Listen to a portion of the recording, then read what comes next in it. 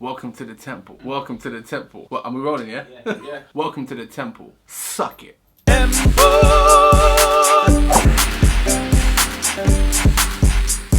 Jack Zulu, Koolay Rockstar, and Scru. Face tattoos. I don't know how I feel about this. You'll see an image of a young fool with loyalty tattooed on her face. I don't know what she was thinking when she got this. I don't know who she's proclaiming loyalty to or what the purpose behind it was, but it doesn't look good. There are very few facial tattoos that do look good, to be honest. I've seen some amazing things, and some of them just make you look like the exact stereotype that come along with tattoos. I love tattoos. And some facial tattoos are pretty cool, but loyalty on your cheek, loyalty. Who's gonna stay loyal to you in your life? Like, everybody like, you going on that weird loyalty shit? No one. The only thing you're loyal to is that tattoo in your face, because what are you gonna do? Like, I'm gonna stay loyal to my tattoo. Because you have to now. The girl that got Drake on her forehead in big, bold, capital letters. So we all know what you're thinking all the time. Oh, what's on your mind? Drake. Drake. You know what I mean? What did you dream about last night? Drake. Like, say you stop liking Drake one day. Say Drake changed his name like P. Diddy. Then what? But who's Drake? Like, what is that a reference to? Like, in a few years' time. I just don't get why you would tattoo Drake on your forehead. Or Free Lil Boosie. He's out now. Why have you got a Free Lil Boosie tattoo on your face? You just look stupid. That's like me saying Free Nelson Mandela on my face. He's been out. Like, what point am I trying to make? It doesn't make no sense. She tattooed loyalty on her face. It is what it is. There's a million other things you could tattoo on your face. She could have tattooed respect. I guess people would have kept punching her and she wouldn't have known why. What am I missing? Respect. Oh. I'm gonna assume she's American. And Oh, that's deep. What you trying to say about Americans? that they have tattoos on their face. That's stupid. I went to New York, I've been to Miami, I've seen a lot of people with like neck tattoos that reach right up on their cheek, all that kind of stuff. Maybe it's acceptable in America, they don't have such a strict tattoo culture where, you know, you're penalized for having tattoos. But over here, it's not the done thing. It's popular, but you can't have a tattoo on your face. You won't get a job. So a question that Carl posed when I posted this picture was, should it not be illegal? Because people with tattoos on their face inevitably can't get jobs, and then we pay for them with our taxes because they have to go on job seekers. So shouldn't there be some kind of legal boundary for these tattoos? Because they're just getting tattoos anywhere. I could tattoo BMP on my forehead. Like, should it be legal? I need to support my party. Not all face tattoos are bad. What about the girls with no eyebrows? Huh? What about... Someone's got to do something. Unless you're in the entertainment field and you have money. Not if you're broke proper. Like, can I just point this out? I rap. Shay raps. Yeah? We're not there yet. So, we're not gonna go out and get Shay tattoos, alright? We're not gonna get Screw Love tattoos. We're not gonna do it. Because that would be stupid. Why are you broke rappers getting this on your face? Like, yeah, I know. I'll get some tattoos on my face. Bam. Next thing, record deal. No. But at least she didn't get the Chinese writing on her face, because let's face it, about half the population of people who have Chinese tattoos aren't Chinese. I say Chinese tattoos, I guess it's written in Mandarin or Cantonese. Let's say it was Mandarin. Who speaks Mandarin? Do you? Can you read the characters? I have no idea. Yes.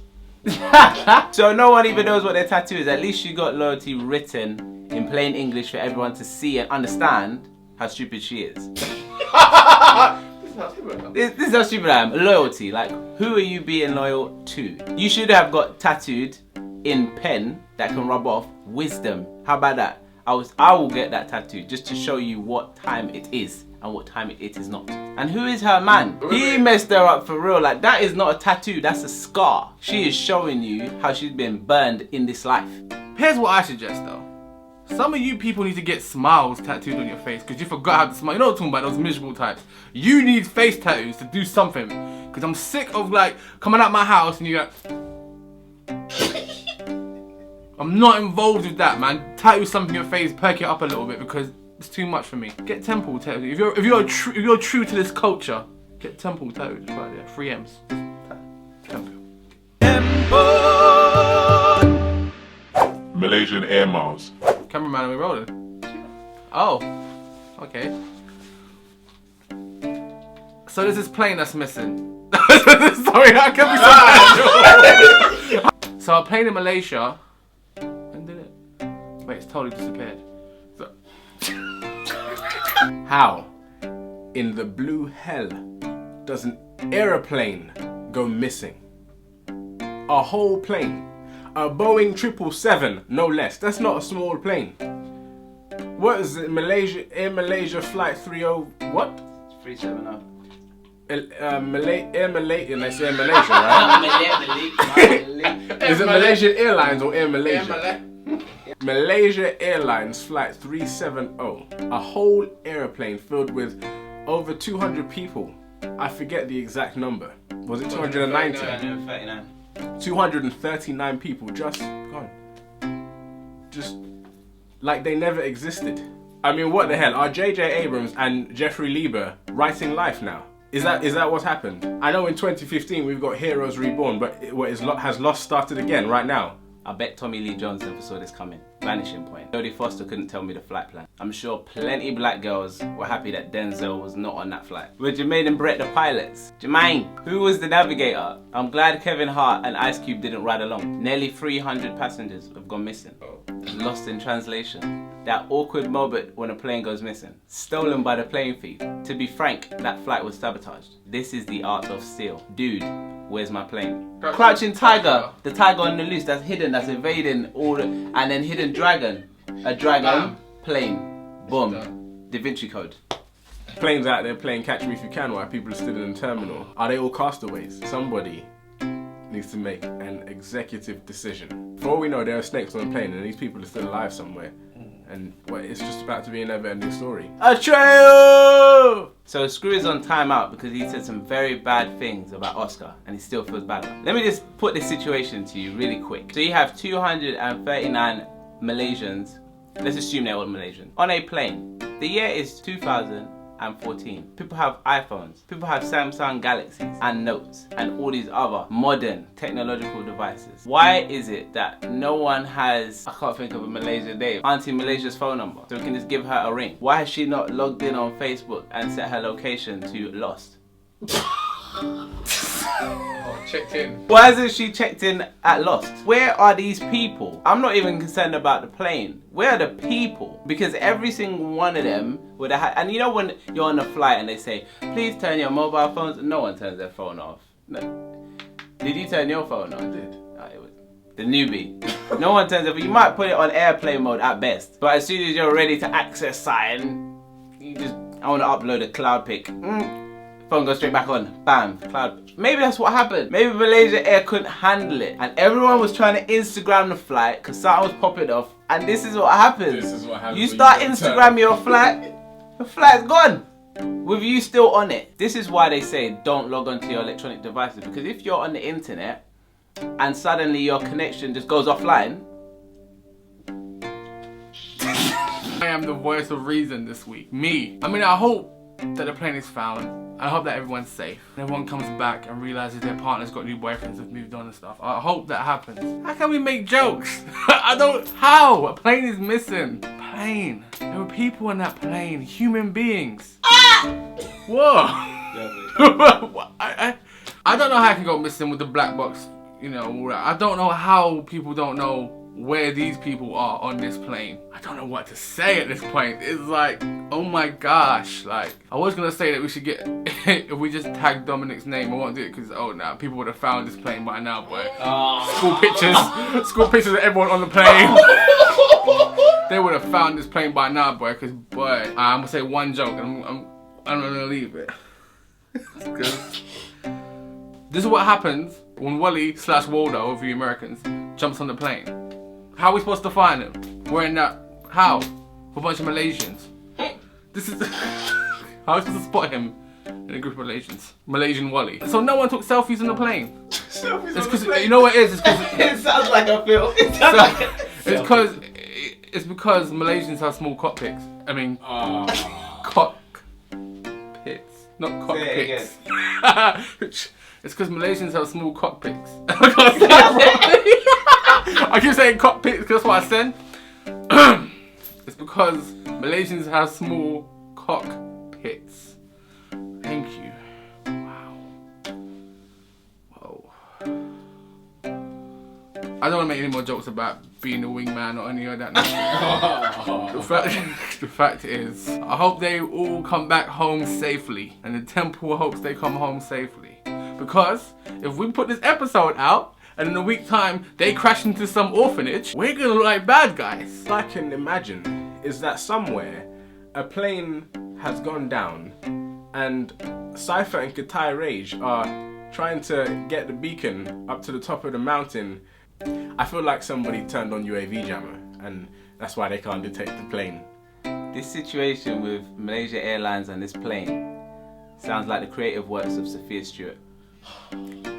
I think she concocted this back in the 80s, because it sounds like something that's feasible for the 80s. It doesn't sound, you can't lose a plane in 2014. This doesn't exist. There's apps that allow me to see what planes are in the sky sitting right here. So how can people whose job it is to know where the planes are not know where the plane is? So all I'm saying is, Sophia Stewart, you've done it again. I don't know who's gonna steal it from you, but you're on to another winner. I just want to know how the plot unfolds. What happens next? You decide. That's the culture we've moved to, right? Where people call in, they do the narrative. How does this story end? What happens next? You tell us. Because I'm looking in the news and every day I see the same story. They just don't know. So I'm gonna have to create my own ending. I think we should finish this narrative by next week. I don't understand how you can lose a plane in 2014. It's just amazing.